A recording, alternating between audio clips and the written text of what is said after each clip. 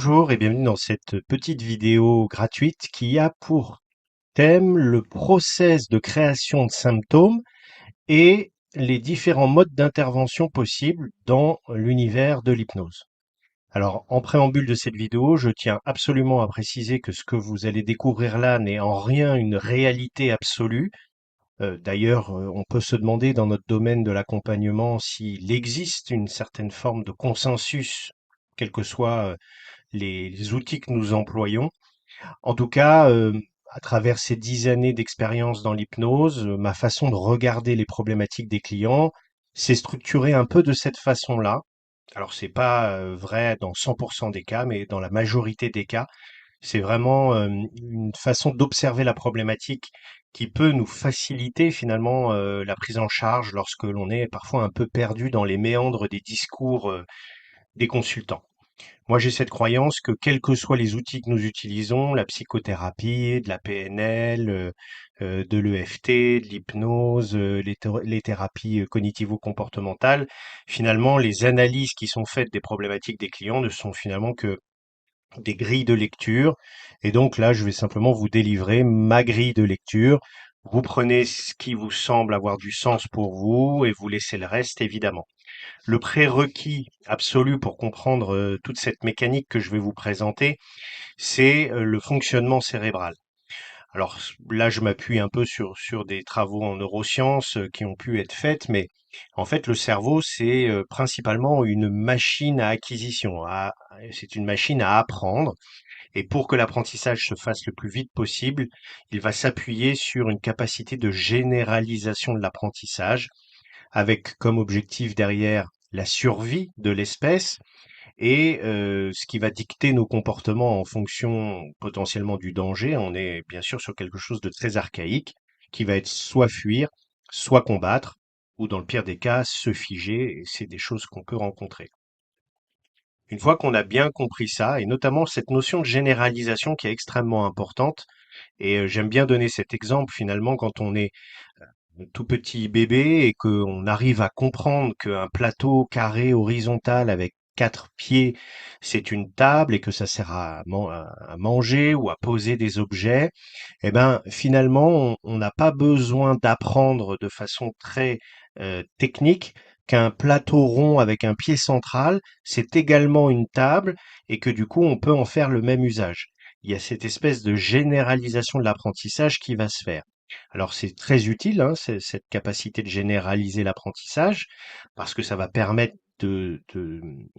d'avoir des connaissances beaucoup plus rapidement, mais ça a aussi certains défauts, puisque parfois il va y avoir des généralisations sur des événements avec derrière donc des comportements qui vont plus être adaptés et qui vont générer des souffrances. Et c'est un peu ce que l'on va voir maintenant. Donc, en général, comment commence la création du symptôme avant que nos consultants viennent nous les exposer en cabinet? Eh bien, il y a souvent un événement ou plusieurs événements ou une modélisation, c'est-à-dire quelqu'un qui aurait vécu un événement qu'on va appeler trauma simple, trauma complexe si c'est répété, et qui va déclencher un comportement qui va être transmis à notre sujet, à l'observateur. OK? Donc ça, c'est le point de départ. Il y a un événement, il y a un trauma. Deuxième étape, et ça se fait quasiment instantanément, il va y avoir l'émergence de tout un panel d'émotions et de sentiments. On va avoir la peur, il peut y avoir de la terreur, de la tristesse, solitude, colère, dégoût, inconfort, anxiété, et sûrement plein d'autres encore. En tout cas, toutes ces émotions et ces sentiments ont un point commun, c'est que elles ne sont pas très agréables et que notre cerveau se dit ça c'est pas très sympa, moi je ne veux plus le ressentir à nouveau. Donc qu'est-ce qui va se passer derrière? Notre cerveau, et quand je dis cerveau, vous pouvez mettre inconscient à la place, hein, c'est un peu le même mécanique, la même chose. Il y a donc un apprentissage qui va être fait, un apprentissage inconscient. Cet apprentissage, c'est si je vis tel événement, je vais ressentir telle émotion, et donc ça c'est l'apprentissage. La conséquence, c'est que je ne veux plus vivre ça. Il y a donc une espèce de fuite psychique qui va se mettre en route, et un désir d'évitement de cette répétition. Le cerveau, là encore, est plutôt conçu pour aller vers ce qui est confortable, agréable et surtout sécurisant, et à l'inverse, est plutôt fait pour nous éloigner de ce qui peut être potentiellement désagréable et dangereux. Une fois que cet apprentissage est fait, immédiatement, il va y avoir des associations qui vont se faire. Là, on est dans le processus de généralisation et notamment une association de toutes les sous-modalités de l'événement de l'étape 1 et qui aura déclenché les émotions de l'étape 2. C'est en ça que des fois, lorsqu'on fait un travail hypnotique, on va partir d'une sensation qui s'exprime dans un contexte particulier au présent, et que lorsque l'on propose par exemple un pont d'affect et une régression en âge, on va arriver à un endroit qui n'a finalement pas grand-chose à voir avec la situation vécue au présent, mais le cerveau a généralisé par une association d'idées et donc des sous-modalités, et là, comment dirais-je, diffuser très largement de façon à ce qu'il puisse ratisser le plus large possible dans son idée de sécurisation et d'évitement de reproduction. C'est comme ça que, par exemple, quelqu'un qui va vivre, pour vraiment expliciter le propos, quelqu'un qui peut vivre un trauma avec sous les yeux une couleur rouge très vive et impactante, son cerveau va possiblement, il n'y a pas de, c'est pas systématique, associer la couleur rouge à l'émotion et au sentiment négatif, et donc va faire en sorte d'éviter de se retrouver de nouveau en présence de cette couleur rouge, parce que pour lui, ça le reconnecte à l'émotion et le sentiment de l'événement, même si, bien évidemment, consciemment, tout le monde sait que la couleur rouge n'est pas à l'origine de l'émotion et du sentiment, c'est plutôt le contexte et l'événement qui est à l'origine de l'émotion. Donc une fois que ça a été réalisé, et c'est souvent très complexe, on va avoir l'étape 4 qui est finalement l'adaptation inconsciente. C'est-à-dire que là, l'inconscient et le cerveau vont mettre en place des croyances et des cognitions qui sont adaptées pour éviter la réitération du vécu. Donc c'est en ça qu'on va avoir des pensées ou des croyances qui vont nous écarter directement ou indirectement du risque plus ou moins explicite de l'étape numéro 1. Et grâce à ces croyances et à ces cognitions, eh bien, il y a l'émergence de certains comportements et de certains fonctionnements. Une fois que cette adaptation est réalisée et que le cerveau se dit bon bah c'est cool, tout est en place pour que effectivement on ne se retrouve plus jamais dans cette situation traumatique et qu'on ne vive plus jamais ces émotions désagréables et potentiellement dangereuses, les choses s'arrêtent là pour lui. Sauf que dans la réalité, comme il a tapé très très large pour mettre très très en sécurité, eh bien il y a des effets secondaires qui vont émerger, c'est un peu des effets collatéraux, et de là, on va avoir des consultants qui vont avoir un sentiment de limitation. Par exemple, des personnes qui vont, pour une raison qu'ils ignorent, être dans l'incapacité de se retrouver bloqués dans des embouteillages, eh bien, ils ont ce sentiment de limitation parce qu'ils n'ont pas la possibilité de se sentir libres et de pouvoir agir comme ils veulent. Alors, ils vont mettre en place des comportements d'évitement. Alors, ok, je peux pas être dans les embouteillages en voiture, donc je vais prendre le train, etc. Mais en tout cas, ils perdent cette liberté de se dire, bah, si je veux bouger, je peux prendre ma voiture et partir. Alors, pour garder cet exemple, hein, des embouteillages, etc., il peut y avoir cette notion d'être bloqué. Et finalement, quand on fait un travail hypnotique, on va revenir à un événement traumatique où il y a ce sentiment-là d'être totalement bloqué dans le mouvement, bloqué dans sa liberté d'action, etc. Donc, le cerveau a généralisé, je suis dans les embouteillages, je suis bloqué, c'est pas bon. Donc, j'évite cette situation, mais par contre, il y a l'effet secondaire, le sentiment de limitation. Et puis enfin, une fois que le sentiment de limitation émerge, eh bien, on arrive à l'étape 6, c'est-à-dire la souffrance.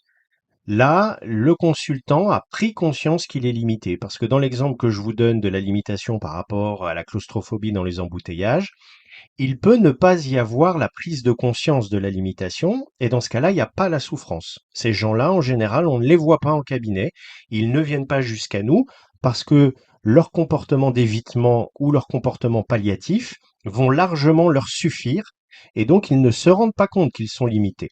Mais quand ils se rendent compte qu'ils sont limités, même s'il y a l'ignorance euh, de ce qu'on appelle, nous, en hypnose, l'intention positive, hein, c'est-à-dire le désir d'adaptation, d'équilibre, d'homéostasie, etc. Ben là, les consultants sont plutôt focalisés sur les effets secondaires sur l'étape 5. Ils ignorent tout ce qui s'est passé au préalable et notamment l'effort qu'a fait leur cerveau pour leur permettre d'éviter la réitération du vécu douloureux. Donc ça, ils ne le prennent pas en compte, mais par contre, ils sont focalisés sur tous les effets collatéraux et ce sentiment de limitation et tout ce que ça peut impacter derrière.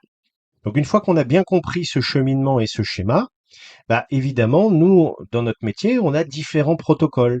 Par contre, pour que les choses soient un peu plus accessibles, un peu plus compréhensibles et un peu plus faciles à transmettre également, parce que parfois il faut faire un peu de psycho-éducation à nos consultants pour qu'ils prennent conscience des choses, eh ben, j'ai essayé de créer une concordance entre les différents protocoles que nous avons en hypnose et sur quelle étape finalement nous intervenons. Alors si on reprend le schéma dans l'autre sens, quand vous recevez quelqu'un donc en étape souffrance et qu'on veut principalement intervenir sur cette étape-là pour limiter et alléger un peu cette souffrance, souvent on utilise la psychoéducation parce que faire prendre conscience que derrière tout ça, il y a une intention positive, bah souvent les gens, ça leur permet un petit peu déjà pour commencer à relativiser sur cette souffrance qu'ils vivent, par exemple dans ce sentiment de perdre en autonomie et en liberté. Après, on peut aussi utiliser de la futurisation parce que quand on va projeter les gens dans un futur où il n'y a plus de problème, on leur offre une porte de sortie, on leur offre un espoir, on leur offre une lumière au bout du tunnel, et donc du coup, on va aussi un peu alléger cette souffrance. Et puis, on peut avoir aussi les niveaux logiques de deals, un peu de la même façon, même si souvent on va plutôt les utiliser après un autre protocole. Enfin, en tout cas, moi, c'est comme ça que je les utilise pour vraiment modifier toute cette perception de la souffrance dans toutes les étapes des niveaux logiques, notamment avec, encore une fois, la futurisation, mais cette fois par les niveaux logiques. Si on regarde au niveau des effets secondaires, bah là encore, la psychoéducation a toute son importance. C'est toujours important et intéressant d'expliquer tout le mécanisme. Et c'est là où généralement on intervient lorsqu'on fait une négociation entre parties. C'est-à-dire que, OK, il y a la partie A qui a considéré que pour éviter la réitération, eh bien, il faut qu'il y ait telle problématique. Enfin, il faut qu'il y ait tel comportement, telle cognition, telle croyance, plus précisément, même si ça devient des problématiques. Et puis, il y a une autre partie qui, elle, se sent limitée, se rend compte de cela et voudrait trouver un compromis pour que finalement tout le monde y trouve son compte, hein. C'est un peu l'essence de ce protocole des négociations entre parties. Bah là, on essaie de créer un compromis pour que finalement, sans forcément changer tout le process apprentissage-adaptation, on puisse quand même peut-être amener un petit peu d'équilibre dans la façon dont s'exprime l'apprentissage et l'adaptation, pardon, afin que la limitation et les effets secondaires soient moins importants. Si on intervient en étape 4 sur l'adaptation inconsciente, alors là, on est par exemple sur le recadrage en 6 points. Le recadrage en 6 points va venir proposer, à travers la créativité, la dissociation du comportement avec l'intention positive, etc., vous connaissez le protocole, eh bien, va venir proposer, suggérer éventuellement un autre mode d'adaptation que celui qui a été mis en place spontanément par le cerveau et l'inconscient. Et donc, si de là, avec ce protocole émerge une solution qui aura moins d'effets secondaires, eh bien à ce moment-là, il y aura moins la souffrance et on aura atteint notre objectif. On peut aussi travailler sur les sous-modalités des cognitions ici, c'est-à-dire que on va s'intéresser à ce petit discours intérieur et on peut éventuellement venir travailler là-dessus Il existe un protocole PNL où on va s'attarder sur cette voix qui parle à l'intérieur et qui vient alimenter nos comportements, dicter nos comportements pour obtenir cette adaptation. Bah, on va modifier la voix, on va la faire changer de place, on va venir travailler peut-être sur quelque chose de plus humoristique et se rendre compte que finalement, bah, les cognitions, elles ont moins d'impact sur les comportements qu'elle nous dicte. Et donc, logiquement, eh bien, il y a moins d'effets secondaires, il y a moins de souffrance. Si on veut intervenir en étape 3, au moment de l'apprentissage, alors là, il va y avoir, par exemple, la double dissociation, qui va être un protocole qui va permettre justement de regarder peut-être l'événement d'une autre façon. On se sert souvent de la double dissociation pour des phobies, par exemple. Donc là, on va modifier cet apprentissage.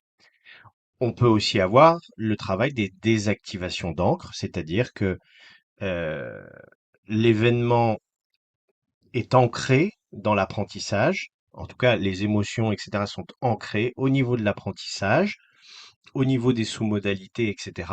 Et là, on peut faire un travail de désactivation d'encre. Si on veut travailler sur l'étape 2, émotions et sentiments, alors là, on sort un tout petit peu, hein, on fait un pas de côté par rapport à la pure hypnose, mais évidemment, ben, la cohérence cardiaque va avoir tendance à réduire la perception et l'émergence des émotions et des sentiments douloureux. On peut faire un travail avec de l'EFT, de l'EMDR, de la sophrologie, puisque on va venir apaiser toutes ces émotions et tous ces sentiments qui finalement émergent de la souffrance.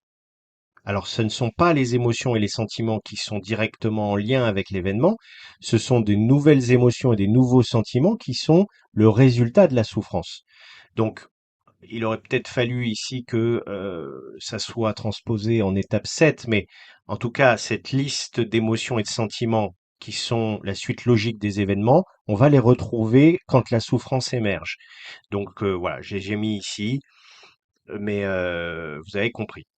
Et puis, si on veut faire un travail vraiment plus de fond et vraiment remonter à la création de tout ce processus pour enrayer les choses au tout début, eh ben, c'est là qu'on va avoir tous les protocoles de RHV, les protocoles de reparentage, les protocoles de deuil, qui sont souvent donc des protocoles qui sont assez forts en émotion, puisqu'évidemment, on vient toucher les traumas qui sont à l'origine de de tout ce cycle-là que vous venez de voir.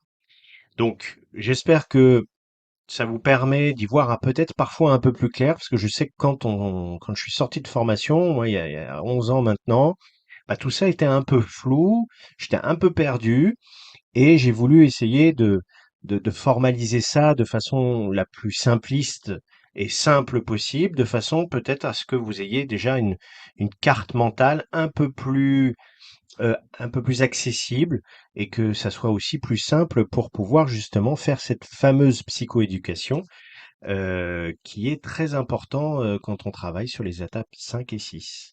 Voilà, j'espère que cette vidéo vous a plu et je vous dis à bientôt.